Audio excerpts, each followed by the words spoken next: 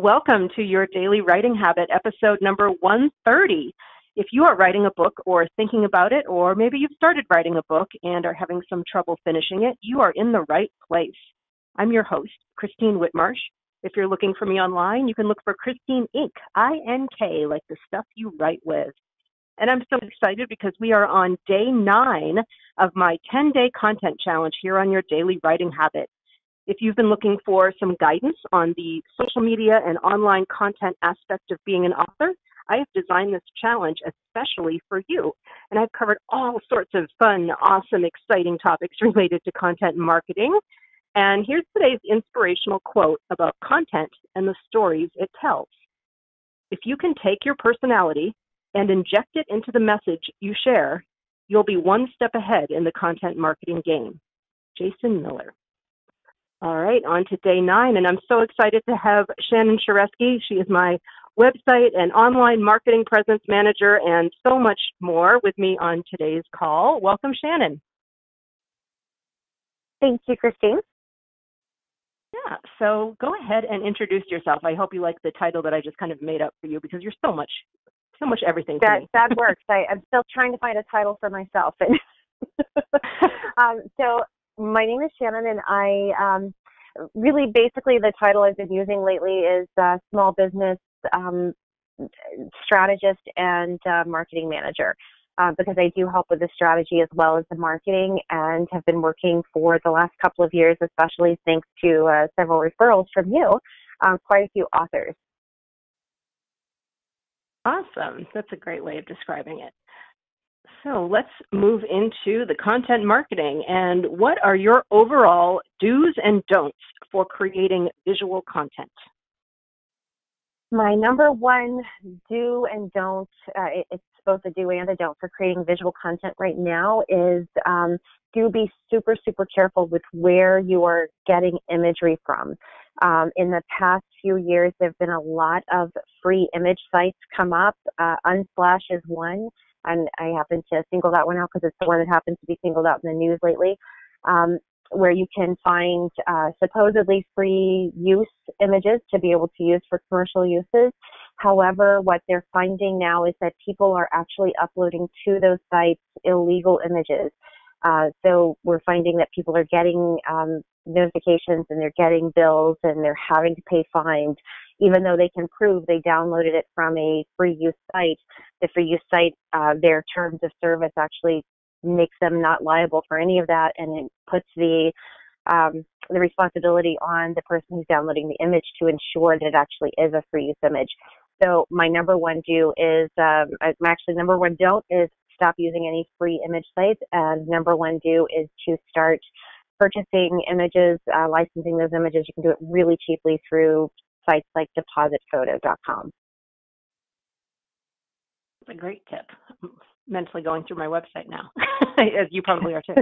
You don't have to worry about your website because you are. I know, the blog ones, the blog images. All right, that's a great one. Oh, well, right yeah, there. we may have to look back at this. And that's where a lot of people are running into this issue, is not necessarily in their actual website, in the front end of it, but more in those blog posts. We're seeing a lot of issues in that area with images that they've picked up from Pexels or Pixabay, and of course Unsplash being the latest. And then the other thing is you want to make sure that whatever visual content you're creating is, number one, branded with your brand. So it's got to have your name or your company name. You know, for an author, you definitely want to have your author name on there. Colors, if you're using specific colors for your brand, and you should be.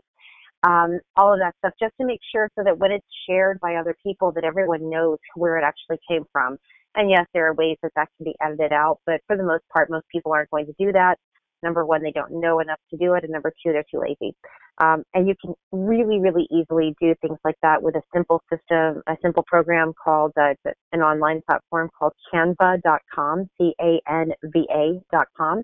Totally free and has loads and loads of stuff in there that you can use, including some free use images that they provide. Excellent. Yeah, I'm a huge fan of that program. All right, very good on that. And yeah, let's move into brand. I know one of our mutual favorite words here. And yeah, I know you have a lot of experience working with authors, as of course I do. Why, in your opinion, is it important for authors to have an author brand rather than just promoting and selling standalone books?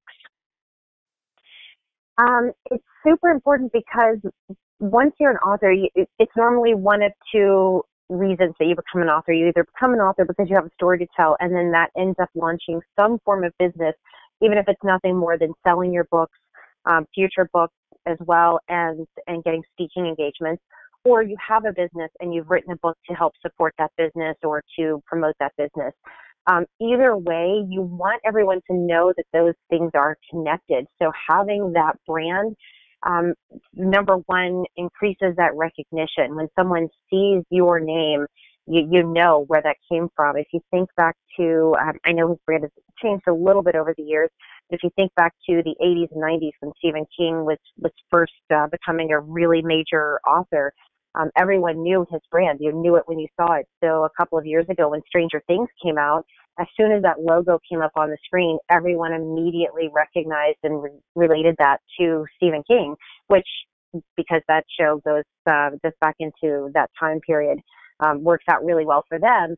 But it brings that recognition. So whenever you have that and someone can see that logo, they know right away it's you. It's, just like when I see your post, Christine, and I see your blue and orange, I know right away it's you. When that comes up in my news feed, and I'm going to stop and see what you have to say because I know who you are and I want to know what you have to say. So it's really important for those reasons to have that.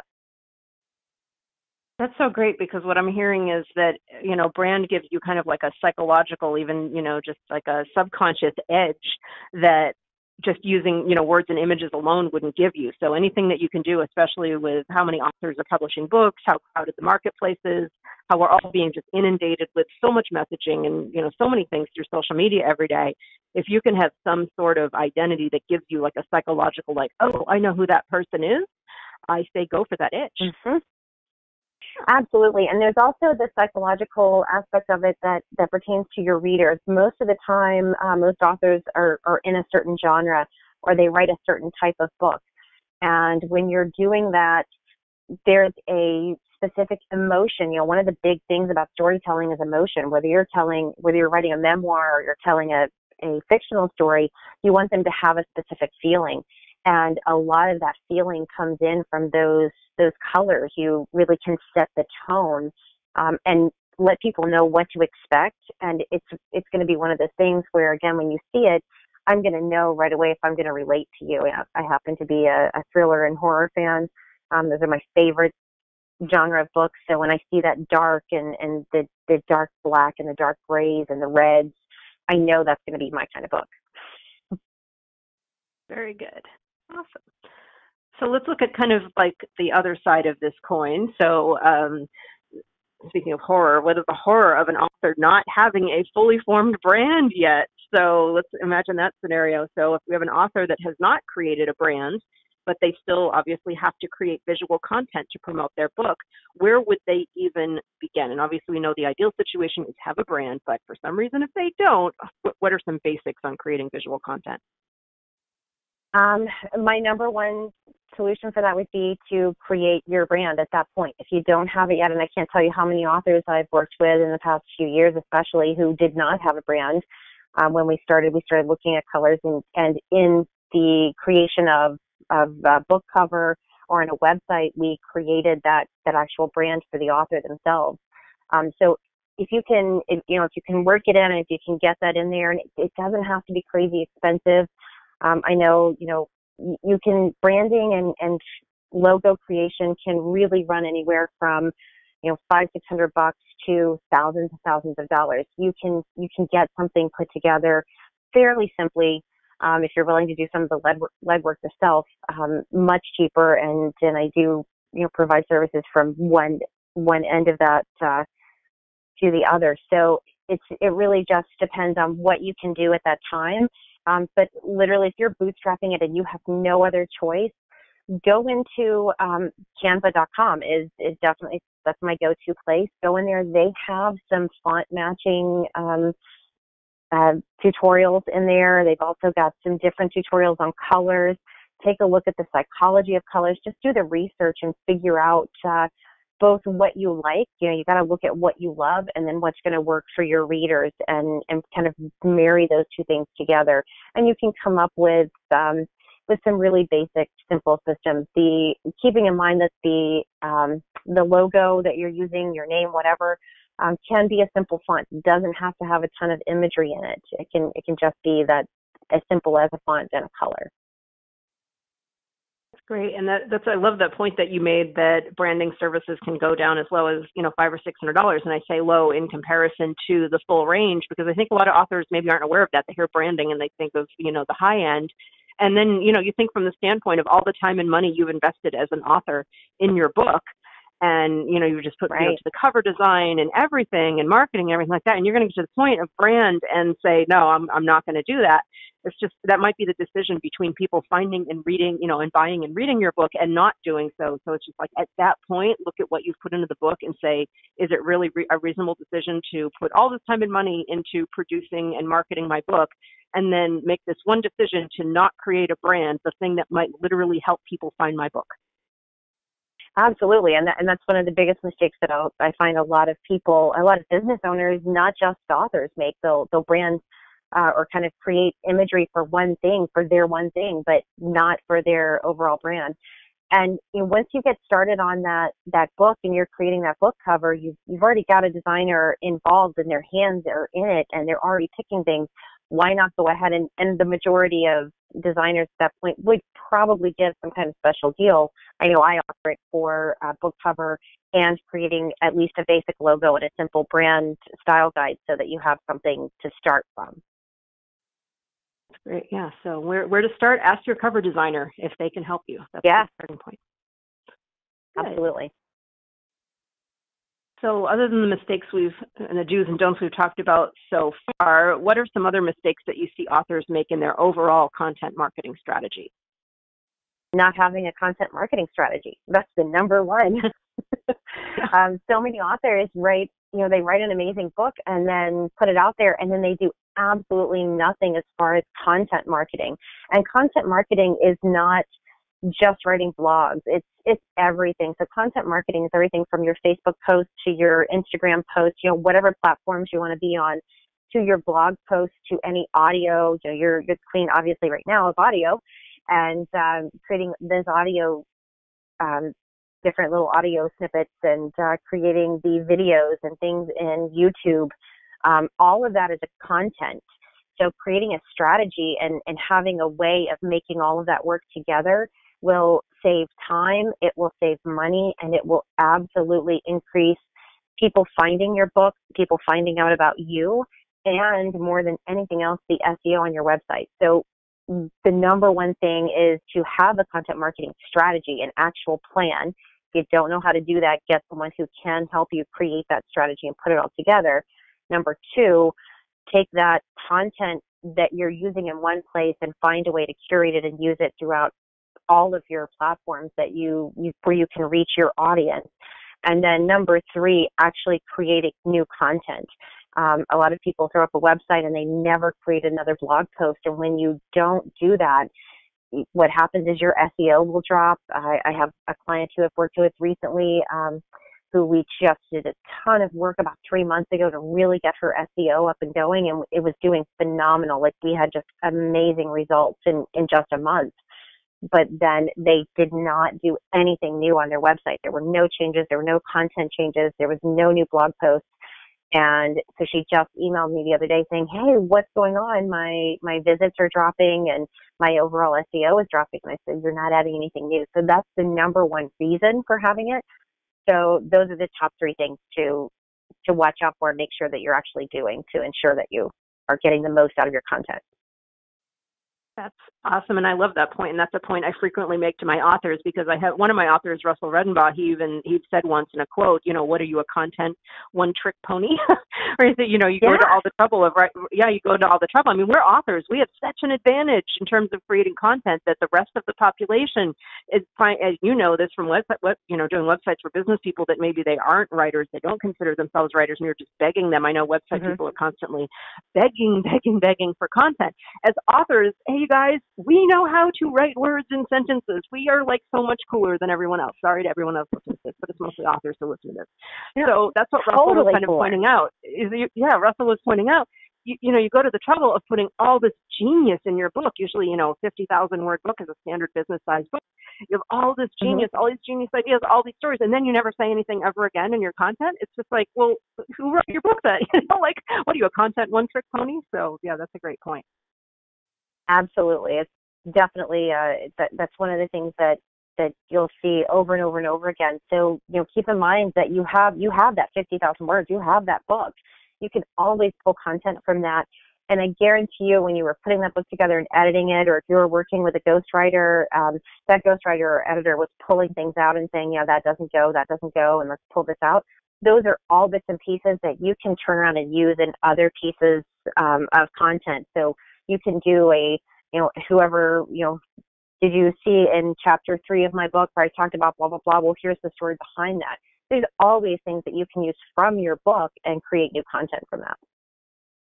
Absolutely. That's something, that's a strategy I'm always guiding my authors to do, especially my ghostwriting clients. We have like an ongoing document. It sounds kind of morbid, but I call it a purgatory because it's like, we don't know where it's going to go. We don't know if it's going to go in the book or in content or whatever. So we're just going to put it in this document. And by the end of the book, we sometimes have a 20, 30 plus page, quote unquote, purgatory of content that we create, their brand messaging bank from that as well as their book. So yeah, we have a huge, huge advantage as authors. All right. Absolutely. So anything else we haven't covered especially about the visual side of content and content marketing today? The visual side, one of the most important things is to make sure that you actually have a clean, polished look. I will say it is so important to go and have images of you yourself as the author taken for your website. It's also, of course, going to go in the back of your book, but you want more than just that one little headshot. And don't go get normal headshots. Take a look at Christine's website for the perfect view of how to create that. Get an art director, or make sure that you know what you're looking for with those images so that you can create that feel of personality and personability, so that you're not, it's not just sitting, turning this way and turning that way. Those kind of headshots are so overdone. And those are the things that will truly set you and your brand apart. Because keep in mind that you're not branding necessarily a business, especially when you're an author. You're branding yourself. So you want that personality of you to come through. That's what's going to bring people in. My favorite authors, I can name you their names, and I follow them on Facebook, and I adore them. And it's all because of that personability. I feel like I know them because their faces are out there and they're constantly around, and I'm hearing from them and seeing posts from them. So making sure that you're doing that and actually having yourself as the visual side of that. I know it's hard. It's tough for a lot of people. They don't want to be the face of anything, but it's super, super important, especially for an author. So true. And I personally had fun doing my personal brand photos, but yeah, I understand that most authors are introverted. So you just have to pretend you're playing a character, an extroverted character who is an author who has this huge personality and wants to take great photos. So there you go. Absolutely. That works. And that my website that Shannon created so beautifully for me, that she's also mentioning, where I do have a lot of all of my personal brand photos scattered throughout the website, so you can see what she's talking about, is Christine-Ink.com. And speaking of contact type things, what is the best way for people to connect with you, Shannon, and learn more about what you do? Believe it or not, Christine, my website is actually launching this week. Wow. I know. One of those things where people ask me, what's your website? And they say, yeah, how's your hairdresser's hair today? It's just so busy. The business is so busy and constantly changing, and have not had time to get that redone and up. And I do have it almost completed. I finally gave up and hired someone to help me create it and put it together.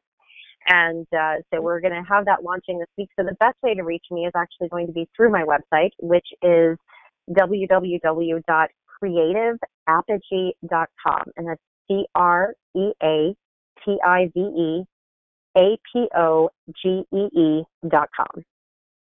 And that's going to get you to contact form, phone number, contact me through. It'll get you to my Facebook and all that good stuff. don't use Facebook pages very often. I prefer to have the one-on-one personal kind of connection. So send me a friend request once you get to my Facebook, and we'll connect and go from there.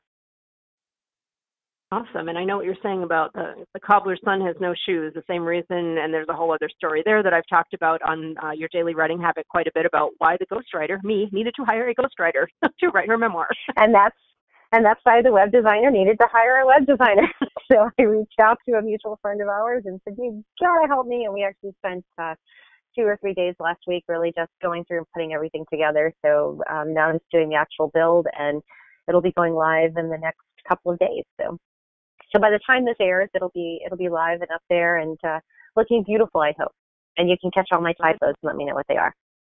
All right, will do. Congratulations on that. All right, well, thank you so much. Thank you, Shannon, for being here today. Appreciate you so much. My pleasure. Thank you so much for having me. Yeah. And everyone, thank you for tuning in, and be sure and visit my Ink Authors group, Ink Authors, I-N-K, separate words, on Facebook to talk about this challenge, ask questions, and report your progress. Ink Authors is where the authors go. And thank you all for being a part of the first ever 10-day content challenge here on Your Daily Writing Habit. And be sure and tune in tomorrow for day number 10, our final day of the challenge. How exciting. And until next time, happy writing.